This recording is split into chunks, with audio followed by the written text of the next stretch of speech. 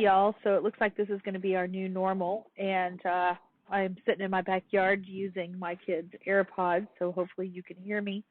And your Thursday reading is going to be up through page 173 of Oedipus, which doesn't seem like it's very much on your reading schedule, but it is going to be the source of your many timed writing that you're going to have on Monday. Tomorrow on Friday is going to be Genius Hour, so make sure you follow all the instructions for what you need to do for Genius Hour.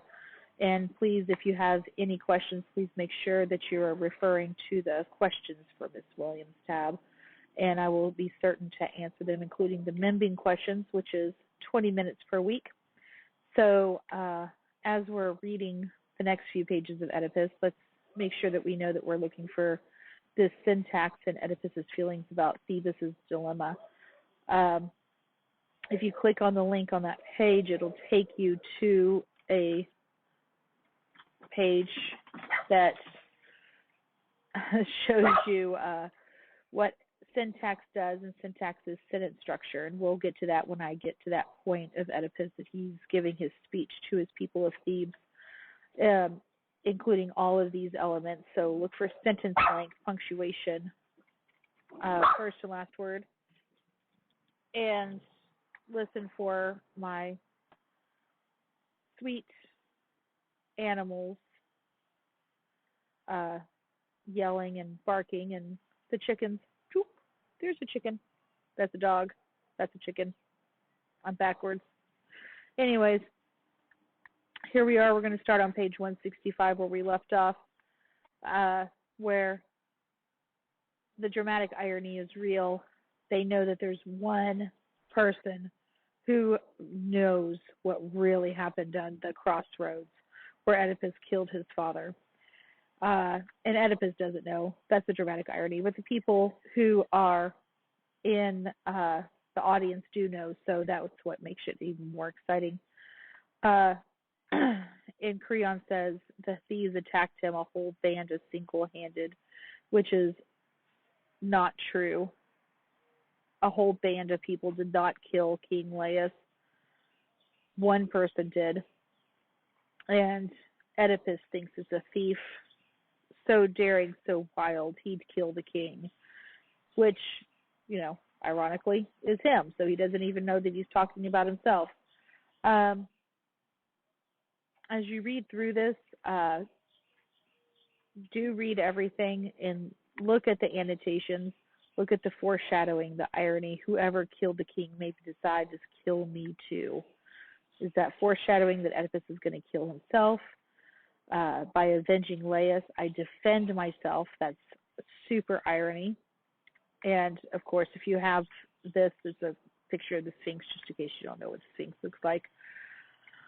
We're going to go ahead and go into the chorus, which is actually a question that is going to be on a quiz coming up. So if you look at these questions, it says, what is the role of the chorus and what do they want the gods to do in their first speech? Well, the role of the chorus is they are the voice of the people. So you want to know that the chorus is who the people are. It says right there, the voice of the people. And they're praying for the gods to help them. So if you read the chorus, just look for words like Zeus, Apollo. They want the gods to help them figure out who's doing this terrible thing and what this terrible thing is. And back to the first question that is the question on the quiz, it's a plague. The Sphinx, there's a horrible plague that is attacking Thebes. And they're praying to the gods to help. And, of course, they're going to pray to Dionysus because you have to put that in your play, because if you don't put that in your play, then Dionysus is going to get mad at you because these are the festivals of Dionysus. Anyways, moving on. The many-timed writing is going to focus on this speech by Oedipus. And please just look at it very carefully. You're looking at syntax. The first syntax in there is a question. You pray to the gods, let me grant your prayers. Come listen to me. These dashes are pauses. Do what the plague demands. You'll find relief and lift your head from the depths. So please find the killer.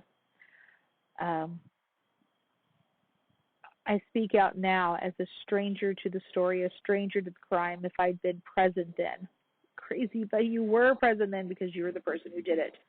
There would have been no mystery, no long hunt without a clue in hand. So there's your hubris. Oedipus says, I would have figured this out. If I were there, I would have been the guy who figured it out. So there's a little bit of arrogance there. I ordered him to reveal the whole truth to me, nothing to fear, even if he denounced himself. He wants the person who is the killer to step up and do what he's supposed to do and tell them. And he says, if you step up and tell us, we won't do anything. You have nothing to fear. Go ahead and tell on your friends. Let us know, because if you do, there's going to be a handsome reward and gratitude in my heart. So there's definitely going to be money involved, which is actually going to come in later when we talk about Tiresias, the prophet, and his reasons for not telling the truth.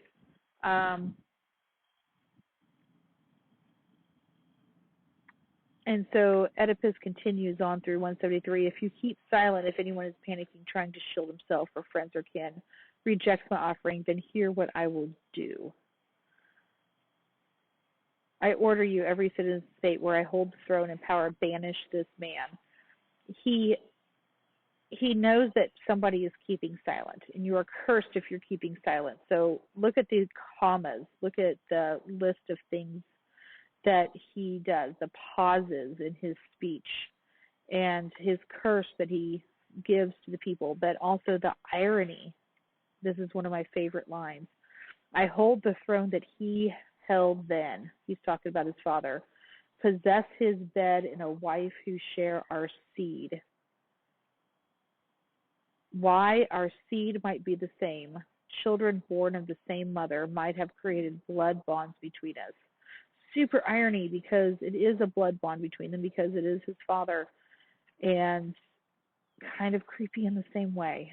So read this very carefully. Look for your syntax, which is sentence structure, the dashes, the dots, the commas, the question marks, the pauses that he's waiting for reflection. And take notes on those, because you're going to want those on Monday when you do your timed writing. So in the meantime, do that short amount of reading that I've asked you.